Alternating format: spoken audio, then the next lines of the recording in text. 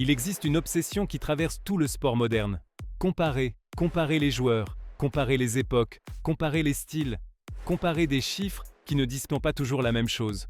Nous avons besoin de tout mettre dans un tableau, dans un classement, dans une hiérarchie claire. Qui a été le meilleur? Qui a gagné le plus? Qui mérite d'être au sommet? Mais cette obsession a un problème. Elle part du principe que tout est comparable, et ce n'est pas le cas. Ces dernières heures, Roger Federer a parlé de Lionel Messi. Et il a dit quelque chose qui, sans élever la voix, brise tout ce système. Il est difficile de nous comparer. Une phrase simple, mais profondément disruptive. Federer n'est pas quelqu'un qui parle au hasard. Ce n'est pas quelqu'un qui a besoin de gros titres. Ce n'est pas quelqu'un qui se lance dans des débats faciles. Federer sait exactement ce qu'il dit et il sait exactement quand le dire. C'est pourquoi cette phrase n'est pas accidentelle. Elle n'est pas diplomatique. Elle n'est pas neutre. C'est une prise de position. Dire que quelqu'un est difficile à comparer, c'est accepter que les outils habituels ne suffisent pas. Et cela, dans le sport moderne, est presque une provocation. Pour comprendre le poids de ces mots, il faut comprendre qui est Federer. Pendant presque 20 ans, Federer a été le point de référence du tennis. Tout passait par lui, tout était comparé à lui. Chaque grand chelem, chaque finale, chaque défaite, Federer a été remis en question même lorsqu'il gagnait. Il a été débattu même en dominant. Il sait ce que c'est que de porter l'histoire tout en étant encore en train de jouer. C'est pourquoi, lorsque quelqu'un comme lui décide de ne pas comparer, ce n'est pas parce qu'il ne peut pas, c'est parce qu'il choisit de ne pas le faire.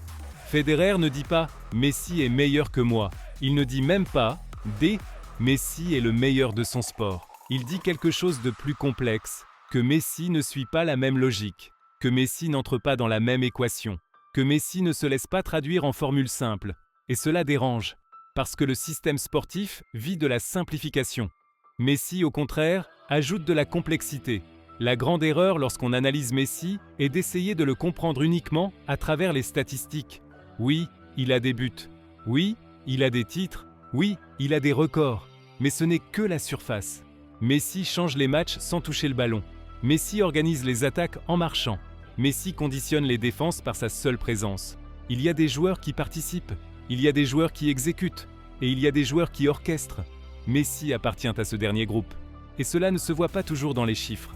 Federer a compris Messi parce qu'il a fait quelque chose de très similaire au tennis.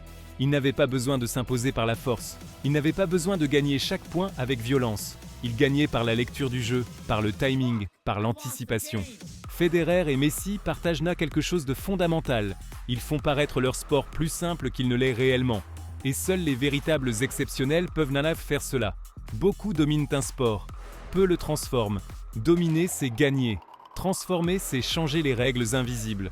Après Messi, le football se joue différemment. L'intelligence est davantage valorisée. La pause, la bonne décision. Federer le reconnaît parce qu'il a lui aussi été un transformateur. Et entre transformateurs, il n'y a pas de comparaison possible. Messi n'a pas répondu à Federer. Il n'a pas fait de publication. Il n'a pas donné d'interview. Parce qu'il ne le fait jamais. Messi n'a pas besoin de valider les éloges. Il n'a pas besoin d'amplifier les paroles des autres. Sa carrière ne repose pas sur des discours. Elle repose sur des faits. Et cela, une fois de plus, est quelque chose que Federer comprend parfaitement. Cette phrase dit aussi autre chose, même si elle ne le nomme pas directement. Elle dit que tout le monde ne joue pas le même jeu, que tout le monde ne cherche pas la même chose, que tout le monde ne construit pas son héritage de la même manière. Il y a ceux qui ont besoin de se comparer, et il y a ceux qui transcendent la comparaison. Federer, sans citer de nom, l'a rendu très clair. Dans un monde obsédé par le fait de tout mesurer, Federer a choisi de reconnaître quelque chose de différent, qu'il existe des figures qui ne se comparent pas.